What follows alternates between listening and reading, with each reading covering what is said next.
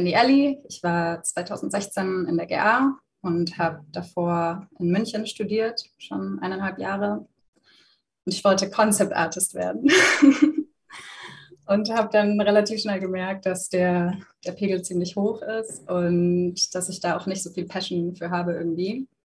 Und in der GA durch die Projektarbeit habe ich dann gemerkt, wo ich wirklich so ein bisschen aufblühe. Aber mir war damals nicht bekannt, dass so Technical Art eine Jobrichtung ist, weil mir wurde das auch nicht gesagt. Also habe ich das erst so da gelernt.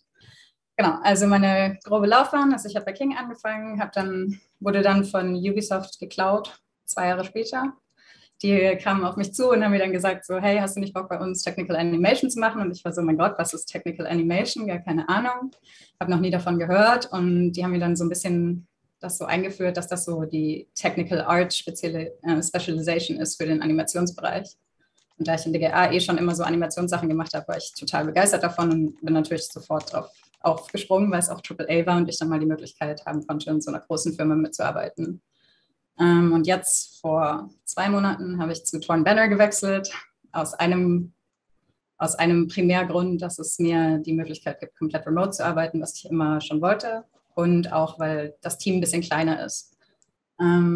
Ich fand diese Laufweg ganz gut für mich, weil ich durch die große Firma ein bisschen Schutz hatte, so mich einzulernen als Junior, mich ein bisschen ausarbeiten kann mit weniger Druck und mich dann aufzuarbeiten zu meinem Spezialgebiet. Aber ich denke, am Ende des Tages ist so, jedem seine Laufbahn wird ein bisschen anders sein. Das kommt, glaube ich, auf die Person drauf an. Also Technical Animator is responsible for the design and the correct technical implementation of character and vehicle animations. Also, ja, wie der Name eigentlich schon sagt, wir sind die technische Funktion für alles, was den Animationsbereich angeht. Das heißt, wir unterstützen die Animator mit jeglichen Funktionen ihrer Arbeit, aber sind auch eigentlich so ein bisschen die Schnittstelle zwischen Animation und Programmierung. In meiner Erfahrung her ist Animation einer der technischsten Bereiche von dem Art-Bereich in Produktion und deswegen ist es ganz gut, wenn man Technical Animator hat und nicht Technical Artist für diesen Bereich, weil die sehr viel zu den Programmierern delegieren und das ein bisschen mehr verstehen können. Genau. So, jetzt switche ich ein bisschen auf Englisch, weil mir das ein bisschen leichter fällt, sorry. It's really hard to define, I think, technical animator as an individual job. There's no like, this is how it is and this is how it isn't, because it depends a lot on the type of project you're working on, how big the company is that you're working for, and also like the art style or the type of game you're working on. So like a hyper casual or mobile game like King would have different production cycles than like Ubisoft would have. So we would have like a 4 or 5 year production cycle at Ubisoft, whereas at King you have 2-week production cycles. And in indie studios, generally your work is a lot more broad because you have less people. So when you're a technical animator, you cover a lot more areas than you would at like Ubisoft, where you're more specialized. So sometimes at Ubisoft, we have technical animators that are responsible only for engine side content. They never actually do any rigging. They never do anything in Maya or anything. They just work with state machines. They just work with like debugging and performance. And then you have animators that never work in the engine, for example, technical animators that never work in the engine. Games like Torn Banner, studios like Torn Banner, where I work at now, that's kind of impossible because we're like 60 people and it's a pretty big game. So you kind of have to be an everything kind of person. So that's something to keep in mind. And I think also to really think about when you start out, I think it makes sense to start in a more general term to get an understanding of all parts of a pipeline and a production. Because you will inevitably, no matter if you specialize or not, need to have an understanding of everything to a certain extent. And that being said, here's just a general toolbox that I think has helped me along the way. So these are the things I use in every company all the time. There's really never any discrepancies between that. Motion Builder is actually one of the most common animation tools that they seem to use in companies nowadays. Animators tend to love it. Riggers tend to not like it so much. But that's why we usually just combine it with Maya and Motion Builder so that we write our tools and our rigging stuff in Maya, and then we just write exporters and converters to bring it over to Motion Builder for the animators so they can work there.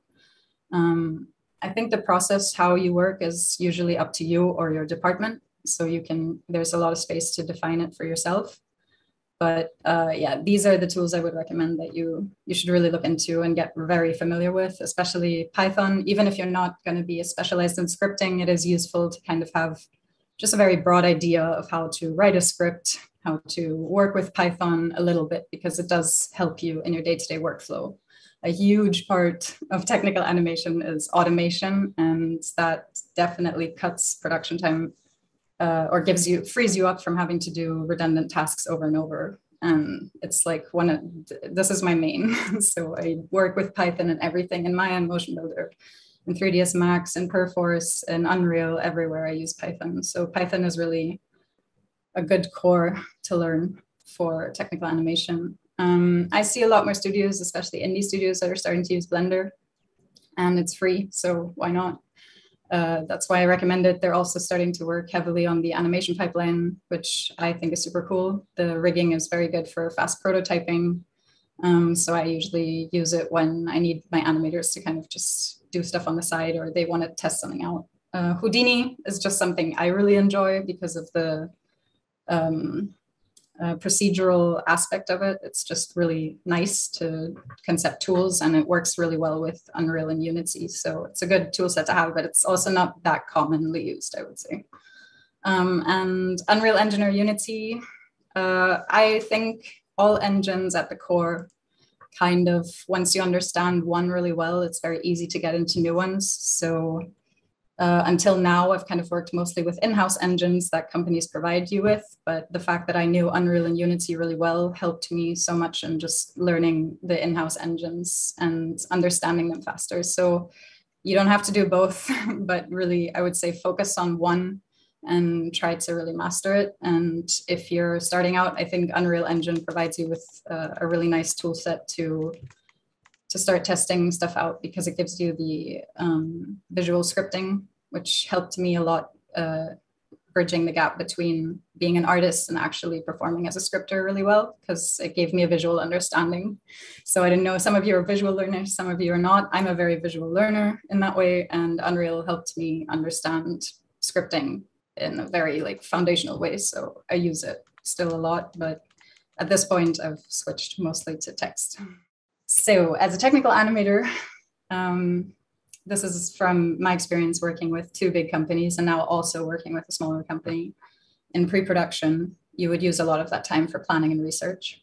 Planning includes folder structure and naming conventions, because if you don't set that up early on, it's going to be absolute chaos later, and nobody except you will suffer from that. Rigging systems, there are a lot of different types of rigging systems, a lot of different ways you can implement rigging systems. The most popular is the modular one, for obvious reasons. You can, sorry, in case somebody doesn't know what modular is, modular basically means you have a single rig and all characters use that same rig. They share the rig, so all animations can be copied across all characters. The weakness of something like that is that you will have a lot less uniqueness in your animations, but for big scale productions, it's very difficult to get an individual rigging system working and have the time to really polish it properly and not run into a bunch of issues later on. So usually the go-to is modular. But yeah, it's a good time if you have a smaller project, maybe to discuss with your team if you want to approach it differently. Certainly smaller games, maybe Ori and the Blind Forest, or something where you just have a limited amount of characters, it makes sense to go for something more customized. Then you also want to discover the animation style, which is heavily reliant on art. So in pre-production, you also have a lot of conversations cross departments. You talk to your programmers, you talk to your artists, you talk to your designers, you figure out kind of where everyone's at all the time. And then you try as quickly as possible to get something running for the team so that they can prototype. And then you also plan, obviously, tools that your animators may need for the production, which usually includes exporters, importers, maybe asset libraries in Maya, so you can quickly load and unload animations or rigs and whatever else your project might need.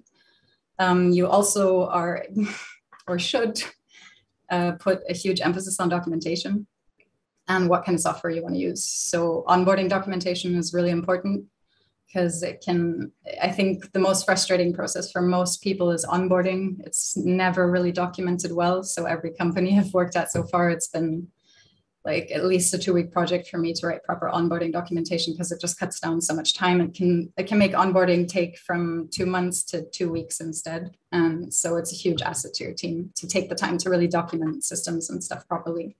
I think like a healthy rule of thumb is to just, when you do something, just get the habit of documenting it while you're doing it, because then you don't have to do the work later on, and then it kind of doesn't really cost you that much time.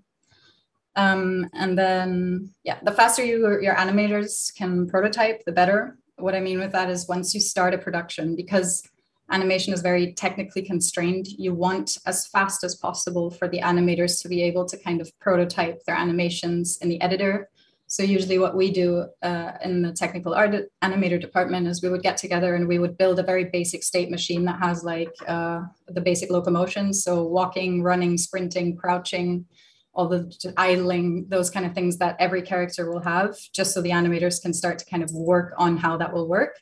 And by extension, that will also really help programmers, because a huge part of how your animation is going to look later on depends on the coherence between how programmers program movement design and how animators implement it. So there's usually like, that's the biggest chunk of the work, making sure those things are in sync, and movement speeds and everything have to be adjusted in the animations. So the animators and programmers should work really closely together, which is why technical animators are usually a good communicator between the two departments. And the sooner you can start that process, the better. And I usually take it upon myself to involve myself in all those meetings. Like, I just go to the programmers, I'll be like, hey, whenever you guys have meetings, just let me in, because so we can kind of get the information and start working with it. So a lot of also work for technical animation tech art is own initiative. So you shouldn't be the type of person that's like waiting around for people to give you orders. It's kind of, you are the orders. So you are the one that you're the one that resolves bottlenecks. You're the one that kind of makes sure everything runs smoothly. So it's really good if you have that foresight to know what can go wrong, so you can kind of catch it before it happens. Because once it happens, it's a mess usually. Yeah, that's kind of that. Production, that's usually when you spend the most time ripping your hair out and growing gray hair in its place, because you're writing tools that the animators need like yesterday.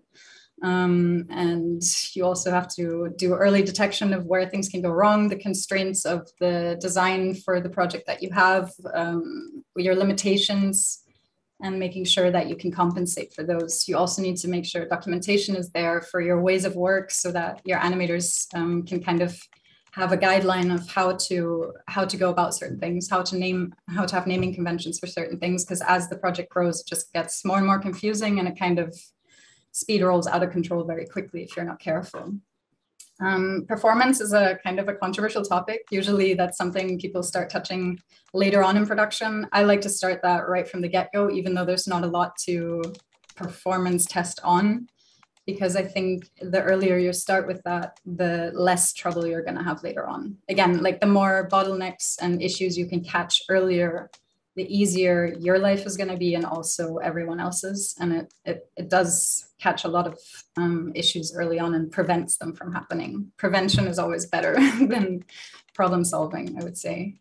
And then, yeah, once all of these things are kind of up and running, then you get to rigging, skinning, implementing, rinse, repeat. So the rigging part, usually at the end of pre-production, you should have the base rig set up, so that once the characters come in from art, you just have to like skin and implement them, and then make adjustments to the rig maybe, but you shouldn't be like doing the brunt of the rigging during production, ideally.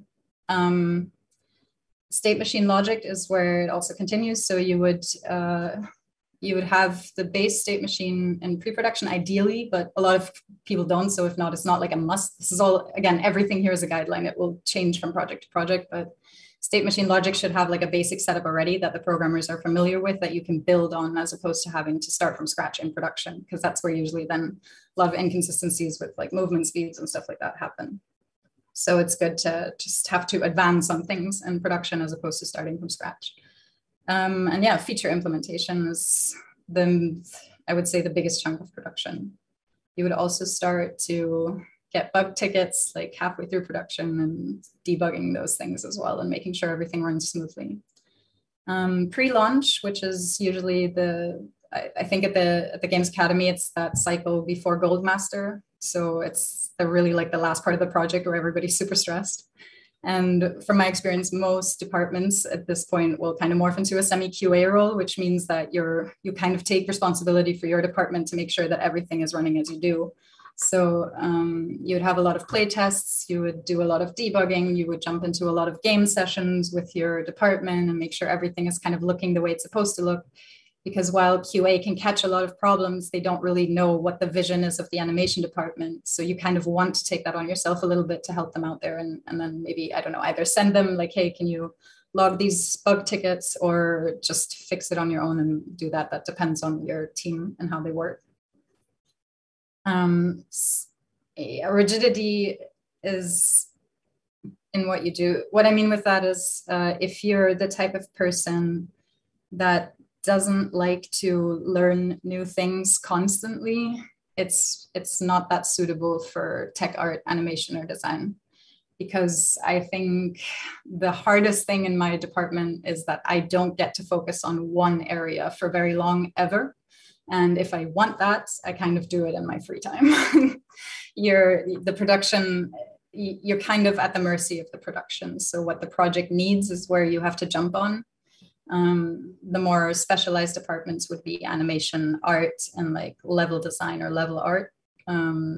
Tech art, tech animation, and tech design kind of have to go where the project needs it. So you should be relatively flexible with what you're willing to do. I think a general like positive attitude to trying new things is a really good way to go into everything. Yeah, like I said, bug fixing, debugging, lots of cuts. It's sad, it sucks. Sometimes I've worked on features for like 2 months. And then just as I got it working, there just wasn't enough time for QA to debug it, even though it was fully working. So it would have to be cut. And that's the nature of production in general. Just get used to having some babies that you're going to have to, unfortunately, let go. It just happens. It's unavoidable. And then, yeah, pre-launch, I think most of it is going to be performance and polish. So making sure your animations are compressed properly, making sure everything is not taking up too much of your game. I think AI and animation logic usually take up most of the performance. So that's also where most of the work is going to come in for the project in general. So programmers as well as technical animators never have a lack of tickets on their table, that's for sure. And then, yeah, post-launch, you'll usually have like patches that you publish for people where things are going wrong. Kind of, I think Cyberpunk is a good example of that. You still have a lot of work to do after you launch. So you'll have a lot of polish, a lot of bug fixing, then some retrospectives with your team to figure out what went well, what didn't go so well.